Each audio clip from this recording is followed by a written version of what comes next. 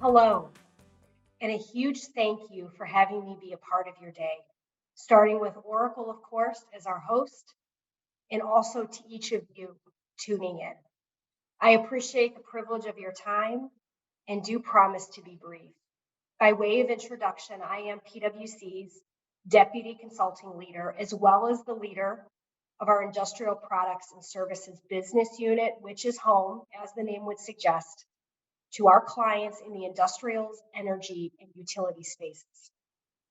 It is a pleasure to be in your company, particularly given my personal affinity for anything and everything in the office of the CFO. I am a CPA by trade and personally spend my time helping CFOs, controllers, heads of FP&A, heads of tax better their functions. More often than not these days, this means navigating an ever-changing technological landscape, and one that is only accelerating in terms of the pace of change. Today should be exciting as you hear about big moves CFOs and their teams are making to outpace competition and accelerate growth. As you embark on your time together today, I hope to leave you with 3 main points to carry forward as you contemplate your strategies to grow and innovate. Point number 1, the call to action in the office of the CFO has never been higher. I am of the personal belief that this function, almost more than any other within an organization, is responsible, if done well, for stewarding a company into its future.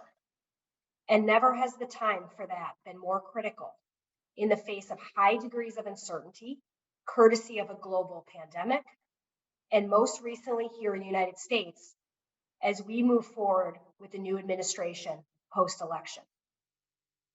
Said another way, I am of the firm belief that numbers do not lie, and numbers can and should tell a story.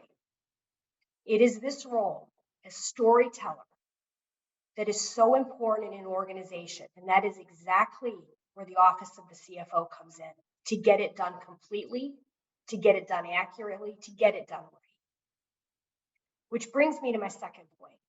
With the call to action for the office of the CFO stipulated, what exactly are the challenges and opportunities that face us?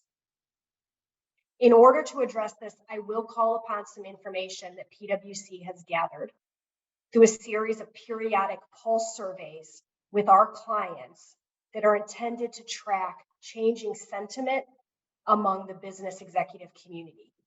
We have been conducting these surveys over a number of years, although we have increased the frequency post-pandemic. And all of what I'm about to share with you represents the voice of the CFO.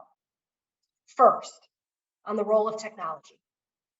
75% of our CFOs surveyed indicate that more resources will go to digital in the year 2021, with half of those saying that that will be a significant increase from years past. These digital investments are expected to fall in the areas of data analytics, automation, cloud, and customer transformation.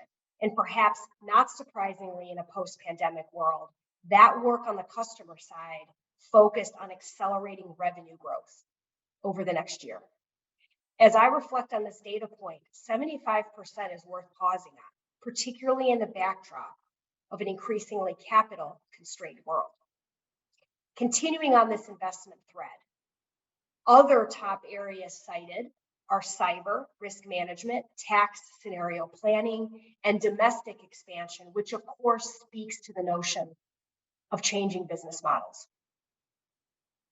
Switching gears to risk, 67% of our CFOs pulsed say that policy and regulatory risk will be more pressing in the next 4 years.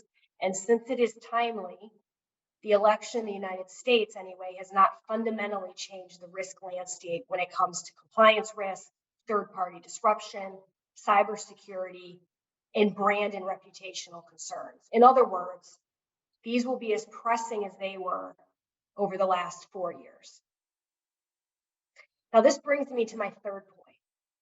If you buy into the calling of the office of the CFO as the storyteller of an organization.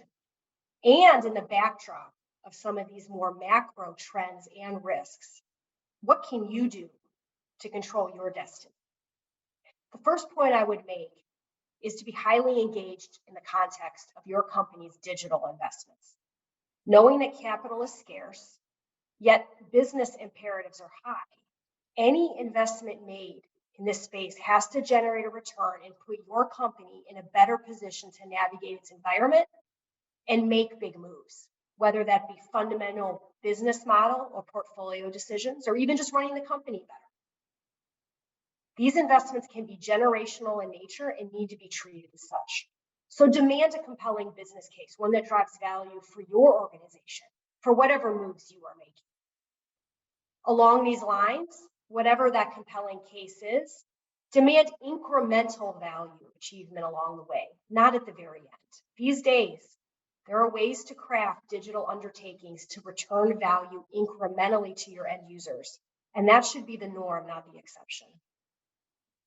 Third, be mindful that digital scope may start in the office of the CFO, particularly given its foundational nature to a company. Getting this backbone right is critical, and we are seeing the CFO community invest in digitizing finance processes, including automating the close and building a more risk-intelligent culture. Whatever it may be in your case, this is your chance to lead from the front and set the proper tone for your broader organization. The last point I would make here, and this comes back to the storyteller theme, digital does not work without the right ingredients. And one of those main ingredients that needs to be right is your data. Without the right data, the story cannot be told, and you are the keepers of your data. With all of this said, please allow me to bring our time together to a close, and I will end where I began, which is a big thank you for your time and your consideration. To recap, I believe, one, your calling in your organization has never been higher. And two, that is against a backdrop of some pervasive digital and risk trends where you can, three, play a vital role in navigating your big moves. Please carry that with you into the rest of your time together. As you hear more about business model innovation, deal-related trends, and the future of the finance function, I will leave you with one final question. As your organization's storyteller, what are you going to do to write your story? Thank you for your time.